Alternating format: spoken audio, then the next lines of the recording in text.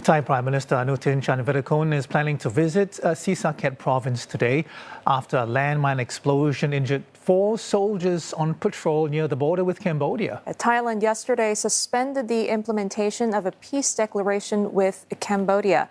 The Thai Prime Minister confirming a freeze on what Bangkok has been pursuing with Phnom Penh until there is greater clarity. Anutin Charnvirakul adding that he sees the landmine incident as suggesting no reduction in hostility towards Thailand. A release of 18 Cambodian prisoners originally planned for Wednesday is also on hold for now. Cambodia's foreign ministry saying it's gravely concerned over the possibility of Thailand suspending the agreement. The government denying the accusation that Cambodia laid fresh mines after Bangkok reportedly said its findings suggested the mine was newly planted. Phnom Penh insisting it remains committed to implementing the peace agreement. Well, the Thai Royal Army reported a landmine explosion at 9:36 a.m. local time yesterday, in which one soldier lost his lower right leg, while another suffered chest tightness from impact. A third soldier was hit by shrapnel in the leg, and a fourth suffered eye irritation due to dust and chemicals from the explosion. The border between Thailand and Cambodia has seen several landmine explosions in recent months.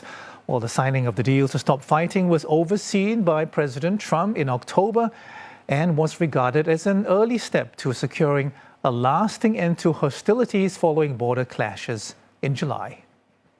We're joined by Thanapat Chatinakrop, Assistant Professor of International Law at Thammasat University this morning. Thank you very much for joining us, Professor. So I wonder, was it only a matter of time before tensions resurfaced, given the repeated ceasefire violations and rather ambiguous, that is, terms of the peace accord? Thank you very much for having me. So the immediate trigger for the renewed tensions was the landmine explosions along the Kantalalak sector of the Thai-Cambodian border, which result in the custody among the Thai personnel. Thailand has asserted that the blast occurred within Thai territory, while Cambodia denied responsibility, suggesting the mine may have been remnants from the past conflicts. However, the issue has escalated because the mutual escalations of the ceasefire breaches under the Kuala Lumpur Peace Accord or the joint declarations between Thailand and Cambodia signed last month in Malaysia. So both sides has committed to implement the military de-escalations under the observations of the ASEAN's Observer Team or the AOT, including the withdrawal of the heavy weaponry or maintaining joint observations mechanism. So any accidents like this immediately raise questions of trust and compliance.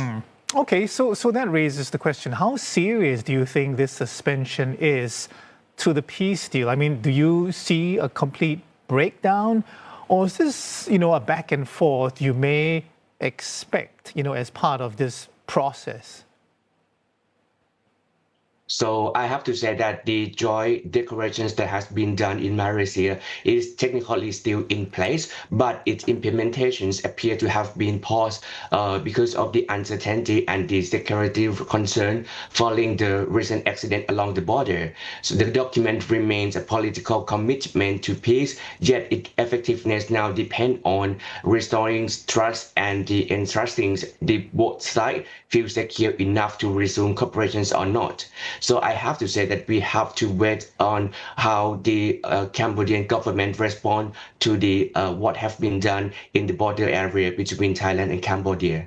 All right, Professor, the main issue seems to be landmines.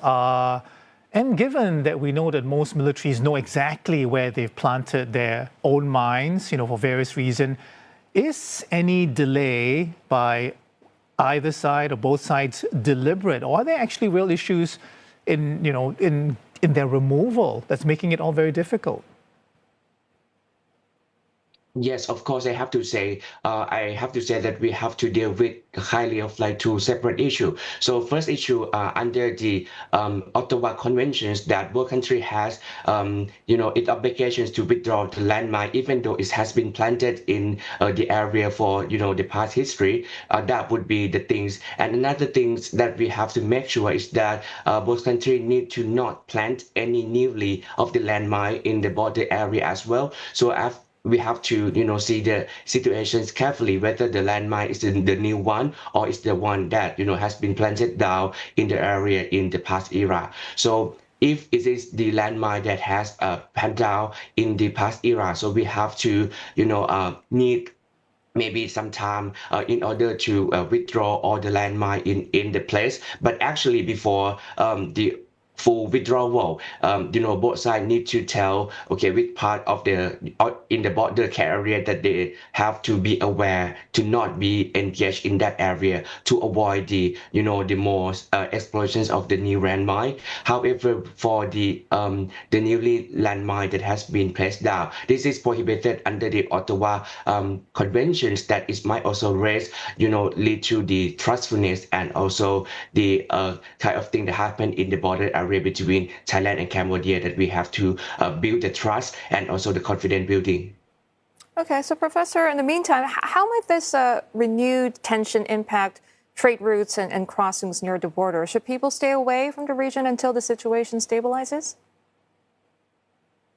So I have to say that this is also related to the humanitarian concern for the border communities. So beyond the military and the political aspect, so there are the serious humanitarian concern in the area. Thousands of villagers live along the frontier, many of them dependent on the cross-border trade and also the agriculture. The landmine forced evacuations and also restrict the access to the farmland has directly impact, the human cause. Moreover, the area still contains the anti-market zone where the legal uncertainty affects then right education access to basic services. So both governments should prioritize the humanitarian clearance and the victim assistance under the international instrument. So this is what the things that the people in the border area need to be aware in order to not be engaged in any danger that might happen in the future in, even though by the accidentally. And Professor, can figures like Malaysian Prime Minister Anwar Ibrahim or U.S. President Donald Trump still play that meaningful role in brokering a reset? So I have to say that for the Malaysian, so Malaysia side has been involved as the, in the name of the ASEAN chairman. So that is the things that ASEAN has been, used the place for negotiations in, in Malaysia, in Kuala Lumpur. But as for the United States under the President Donald Trump, although he attained a witness to the peace joint declarations, but he now seems to be pursuing his own agenda as well, focusing on the concluding the MOU and also the bilateral agreement with the key ASEAN partner, including the Thailand, Malaysia. This is a kind of the approach reflect the transactional diplomacy rather than the multilateral engagement, which could make ASEAN collective role in peace building more challenging. So, Professor, in light of what the Thai Prime Minister said about the hostility towards our national security not decreasing, I'm quoting him, do you think both sides are still fully committed to finding a peaceful solution at this point?